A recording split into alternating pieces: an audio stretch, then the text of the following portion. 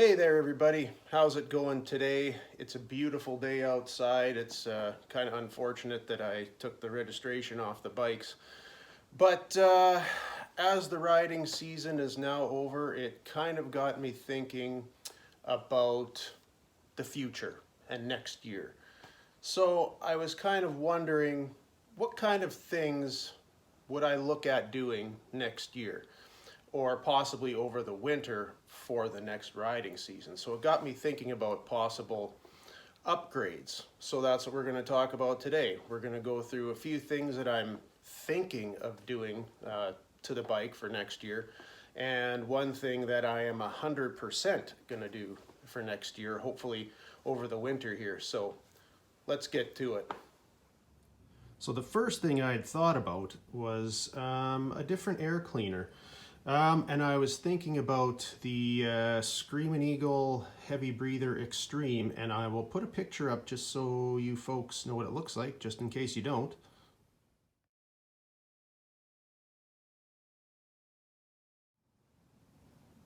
Now, as you can see, I just have the rain sock on the bike right now, but I have the stock air cleaner. However, the filter I have on here is actually a K&N filter. It's a higher flow, so it has more air movement than just the stock air cleaner filter. So I had thought about doing it. I really don't know. I don't know if I really want it sticking out like that, but something I'd thought about. It would be probably just as much for looks. I don't expect to get a huge amount of performance boost out of it, but that's the first thing I was kind of kicking around. Now, secondly, we would be looking at a stage 2, or more specifically, we'd be looking at a cam and push rods. And I would be going specifically with probably the Torque Cam kit.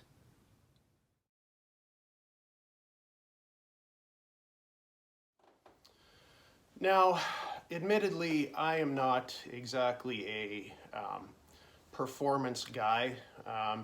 Basically, this bike here just has the stage 1 on it, and really that's, for me, that's all I really need. But I was kicking around the cam idea. If I did want more performance out of a bike, I probably wouldn't have picked a Fatboy. You know, I would probably look at something more of a, maybe a Street Bob or something like that, that's a little smaller, a little lighter, but it's still got the same size engine, the 114. That being said, Harley makes, I believe, 2 cam kits. They have a torque kit and they have a power kit. Power kit would be horsepower kit. Now, in my opinion, Harleys are known more for their torque than their horsepower. And a Harley engine generally, it's a little more of a lower revving engine. And I would go with the torque kit just because when I looked at the dyno sheets, it looked like you got a little bit more out of the torque cam at the lower RPMs than you did with the horsepower. With the power cam, it almost looked like you'd have to have it at higher revs to get more out of it, as opposed to a torque cam when you would still be getting your money's worth out of the lower revs. So that's why I would go with a torque cam personally. Now that brings us to the back of the bike, and more importantly, we're talking luggage here. Now all I have on this bike right now, as you can see, is just a swing arm bag. It's a William Max bag. It's probably about $100, and you really obviously can't fit a whole pile in there. You can throw a couple of cans of whatever you prefer in there, you know, a hat, you know, maybe a shirt, something like that. But I really don't need a lot of luggage for what I've been doing lately. But I had thought about doing the saddlebags. However, I have a feeling I probably won't quite go that way. I will probably do what I did on my last bike. And that was, I basically had a luggage rack just on the back here, and obviously it would clip to the sides. And exactly what I did last year on my old bike was just clip the luggage rack on and take a couple of bungee cords and strap a bag to the back. Reason I would do that over the saddlebags is, one of the reasons is price, because the saddlebags are quite expensive, especially from Harley, and just a luggage rack on the back would not cost as much. Comes off very easy, so you can keep that, you know, kind of little bit stripped down look. But if I do anything as far as luggage goes on the back, I'm pretty sure I'm going to use just a rack as opposed to saddlebags.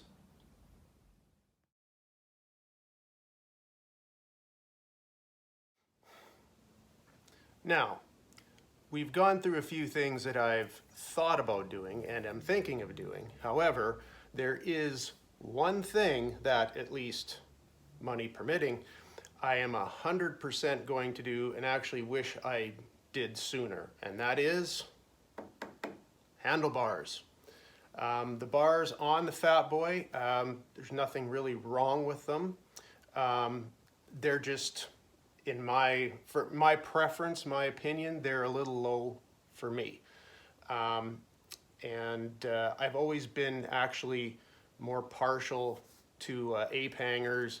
I have them on my Sportster that I worked on this year, and I really like them. I've had them on other bikes. For me, it is a looks thing, but it's also a comfort thing.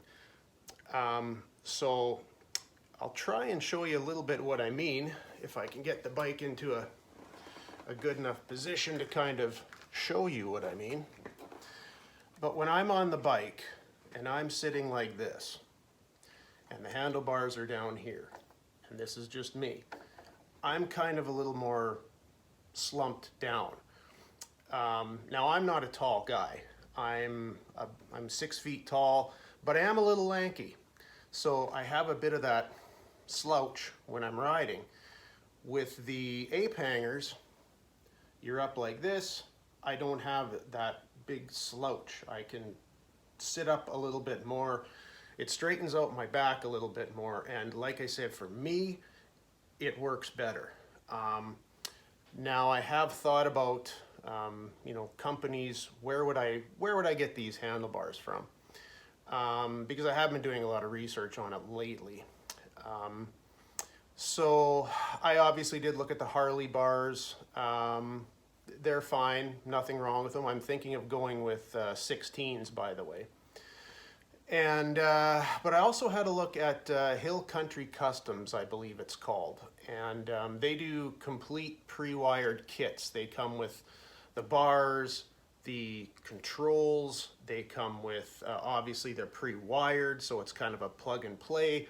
They come with your clutch cable, your front brake line, basically everything. So I have looked at them as well. And I've also had a look at Carlini too. They're pretty popular. I always liked the classic kind of rounded handlebars over the ape hangers that just come up with the corners and the straight edges, things like that. But I have thought about those, and I'm not sure exactly which I will go through. Very possible I'll be doing that within the next, hopefully, few months. And I'm actually pretty excited for it. So it's something I should have done this year, but I ended up putting money into a Sportster rather than doing the bars. But that will be coming, obviously, like I said, money permitting. But that's about it. That's kind of where I'm looking at right now. Everything costs money, and that's the problem. If I had all the money in the world, I would have this thing souped right up. But, money comes, money goes, and it takes a while to build it up. So the first plan for sure is the handlebars, and we'll see about the rest of it. And I know some of you out there have the same bike as this one or other Fatboys, and I'm interested to know, what are you guys planning on doing? Maybe I could take some of your ideas. The other thing is if anybody else has an idea of what they like for handlebars, hey, I'd like to hear that too. If someone's got a good company that makes good ape hangers, let me know. I'd be interested in looking at them. But anyway, that's it for today, and hopefully you guys have a good rest of your Monday. And until next time, we'll see you later.